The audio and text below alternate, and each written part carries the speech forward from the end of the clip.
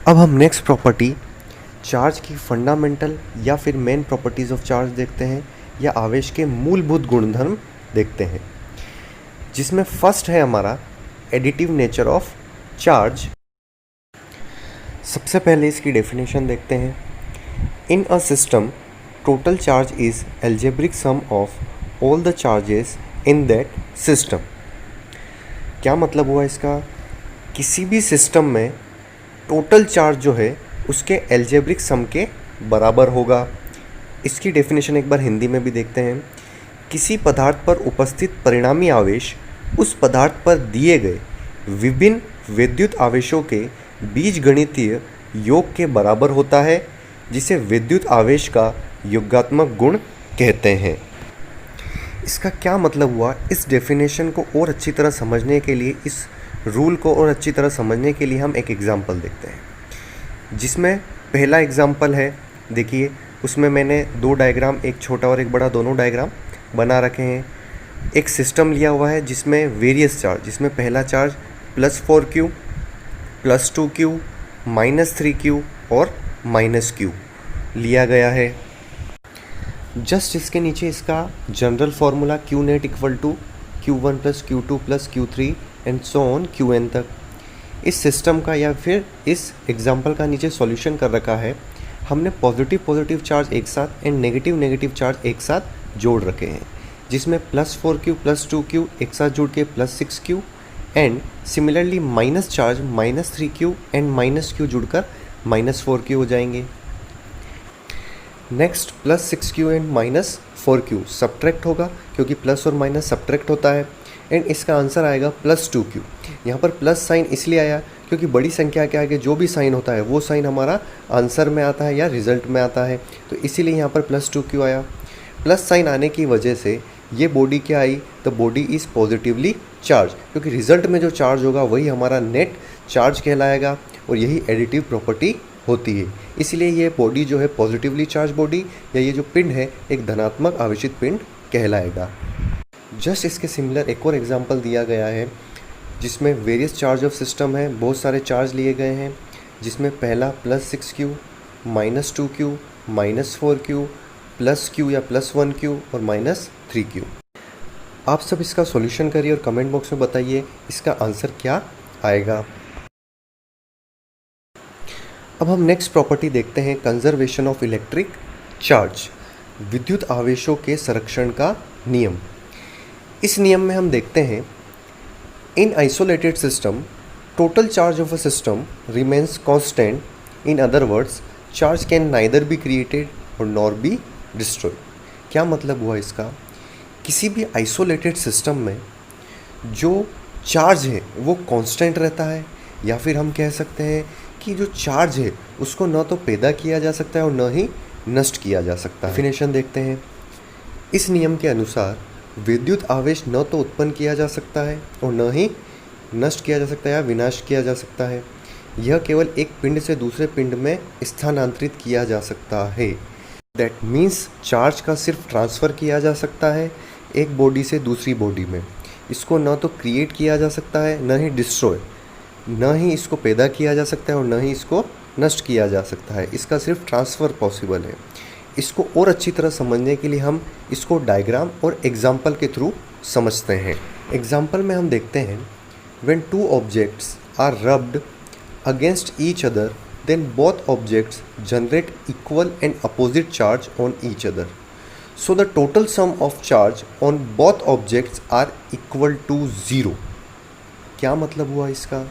कि जब कोई भी दो ऑब्जेक्ट, दो वस्तुओं को आपस में रगड़ा जाता है, उनके बीच फ्रिक्शन कराया जाता है, तो दोनों ऑब्जेक्ट पर, दोनों वस्तुओं पर एक साथ विपरीत प्रकृति मतलब अपोजिट नेचर का और समान परिमाण इक्वल वैल्यू का आवेश उत्पन्न होता है। इस प्रकार दोनों पर उत्पन्न कुल आवेश जो है उसका मान क्या होता है? 0। इसको डायग्राम के थ्रू और अच्छी तरह समझते हैं। फर्स्ट स्टेप में हमने दो बॉडीज़ ले रखी है जिस पर चार्ज कितना है, आवेश कितना है, Q = 0। इसका मतलब यहाँ पर अगर हम दोनों बॉडीज़ पर चार्ज ऐड करते हैं एडिटिव प्रॉपर्टी और योगात्मक नियम के अनुसार, तो यहाँ पर Q नेट कुल आवेश कितना होगा? 0। क्योंकि 0 + 0 0। और ऐसी बॉडी हमारी क्या कहलाती है? न्यूट्रल बॉडी या उदासीन पिंड। नेक्स्ट स्टेप में हम क्या करते हैं, इन दोनों बॉडीज़ को एक दूसरे से कांटेक्ट में लाते हैं या फिर इन दोनों के बीच क्या करवाते हैं? फ्रिक्शन या घर्षण। जब हम इन दोनों को एक दूसरे के साथ रगड़ते हैं तो रगड़ने पर हम देखते हैं कि इन पर जो आवेश उत्पन्न होता है उसकी प्रकृति असमान, जो नेचर होगा वो असमान होगा, अपोजिट होगा, लेकिन उनकी मात्रा जो होगी, उनकी वैल्यू जो होगी वो क्या होगी? समान होगी। जैसे हम थर्ड स्टेप में देख सकते हैं, दोनों पर जो आवेश उत्पन्न हुआ वो क्या हुआ? एक पर प्लस और एक पर माइनस, Ne और माइनस Ne। जब प्लस Ne और माइनस Ne को जोड़ा जाता है तो ये एक दूसरे से कैंसिल आउट हो जाएंगे और इसका मान क्या आएगा? 0। और ये हमने इसकी फर्स्ट प्रॉपर्टी के अकॉर्डिंग जोड़ा जो अभी हमने पढ़ी थी, एडिटिव प्रॉपर्टी ऑफ चार्ज, योग्यात्मक गुण, उसके अकॉर्डिंग इसका मान क्या आया? 0। और अगर हम याद करें तो इसकी स्टार्टिंग पोजीशन पर भी इसका मान क्या था? 0। और एंड पोजीशन पर अभी भी क्या आ रहा है? 0। इसका मतलब जो है चार्ज हमारा क्या है? कंजर्व या फिर संरक्षित। इसीलिए हम कह सकते हैं जो विद्युत आवेश है वो संरक्षण का नियम फॉलो करता है, या इलेक्ट्रिक चार्ज जो है वो कंजर्वेशन का रूल फॉलो करता है। अब हम नेक्स्ट प्रॉपर्टी देखते हैं, क्वांटाइजेशन ऑफ चार्ज या आवेश के क्वांटीकृत का नियम। आवेश के क्वांटीकृत का नियम या क्वांटाइजेशन ऑफ चार्ज का क्या रूल है? Charge on a body is always integral multiple of basic electronic charge. इसमें जो इंटीग्रल मल्टीपल है ये बहुत ही इम्पोर्टेंट वर्ड है। सिमिलरली हम इसको हिंदी में देखते हैं, किसी वस्तु पर आवेश इलेक्ट्रॉनों के आवेश का पूर्ण गुणज होता है। इसमें भी पूर्ण गुणज और इंटीग्रल मल्टीपल दोनों का मतलब एक ही है।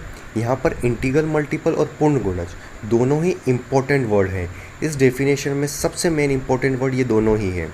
इसकी मैथमेटिकल फॉर्म अगर हम देखें, Q = ±NE।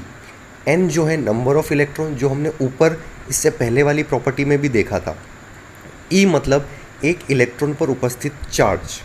यहाँ पर N जो है 1, 2, 3 से इन्फिनिटी तक इसकी वैल्यू हो सकती है। ये तीनों प्रॉपर्टी एक दूसरे से कोरिलेट है, इसलिए हमने इन तीनों ही प्रॉपर्टी में एक दूसरे का यूज़ किया गया। अगर आप ध्यान से देखें तो हमने तीनों ही प्रॉपर्टी में एक दूसरे का यूज़ कर रखा है। सेकंड प्रॉपर्टी में हमने फर्स्ट एडिटिव नेचर भी यूज़ करा है और क्वांटाइजेशन ऑफ चार्ज भी यूज़ कर रखा है। अब हम इसके आगे नेक्स्ट देखते हैं, n = नंबर ऑफ इलेक्ट्रॉन। जैसे मैंने पहले ही बताया था, यहाँ पर n की वैल्यू 1 से इन्फिनिटी तक हो सकती है। E एक इलेक्ट्रॉन पर उपस्थित चार्ज या चार्ज ऑन 1 इलेक्ट्रॉन, जिसकी वैल्यू क्या होती है? 1.6 × 10⁻⁻19 कूलाम या 1.6 × 10⁻⁻19 कूलाम। अब नेक्स्ट जो मैंने बोला था, एक इम्पॉर्टेंट वर्ड इंटीग्रल मल्टीपल या पूर्ण गुणज। इसका क्या मतलब होता है इसको डिटेल में देखते हैं। इसके आगे मैंने कुछ एग्जाम्पल लिख रखे हैं। Q = +2E और -2E। उसके नीचे Q = +4E और -4E। ये जो +2E, -2E, +4E, -4E, ये ही इंटीग्रल मल्टीपल या पूर्ण गुणज कहलाते हैं। मतलब होल नंबर, एक पूर्ण संख्या है। इसके नीचे हम देखते हैं Q = +2.5E, -2.5E, या Q = -4.6E, +4.6E। ये पूर्ण संख्या या इंटीग्रल मल्टीपल नहीं है। इसके नीचे और एग्जांपल देखते हैं, Q = +-2.5E, Q = -4.6E। ये पॉसिबल नहीं है। और इसके नीचे Q = ±2/3E या 2/3E। ये पॉसिबल नहीं है। यहाँ पर पूर्ण गुणज या इंटीग्रल मल्टीपल का मतलब भी यही है कि जो Q की वैल्यू होगी वो पूर्ण संख्या के रूप में होगी, ना तो पॉइंट में, ना ही बटावा में या रेशियो में इसकी वैल्यू होगी। इसको और अच्छी तरह समझने के लिए हम एक सिंपल सा एग्जांपल लेते हैं। हम जब भी जनरल स्टोर पर जाते हैं, अगर हम वहाँ पर अंडे खरीदते हैं या एग्स खरीदते हैं, हम नॉर्मली एग्स का एग्जांपल लेते हैं, तो हम एग्स को 1, 2, 3, 4, 5 एक पूर्ण संख्या, इंटीग्रल संख्या या इंटीग्रल मल्टीपल के रूप में काउंट करते हैं। हम कभी भी नहीं कहते हैं 1.5x या 1.5 अंडा या 2.5x। उसे हम पूर्ण संख्या के रूप में ही काउंट करते हैं। उसी तरह चार्ज भी जो है हमारा एक पूर्ण संख्या के रूप में ही काउंट होगा, और यही क्वांटाइजेशन ऑफ चार्ज की प्रॉपर्टी कहलाती है या आवेश के क्वांटीकृत का नियम कहलाता है।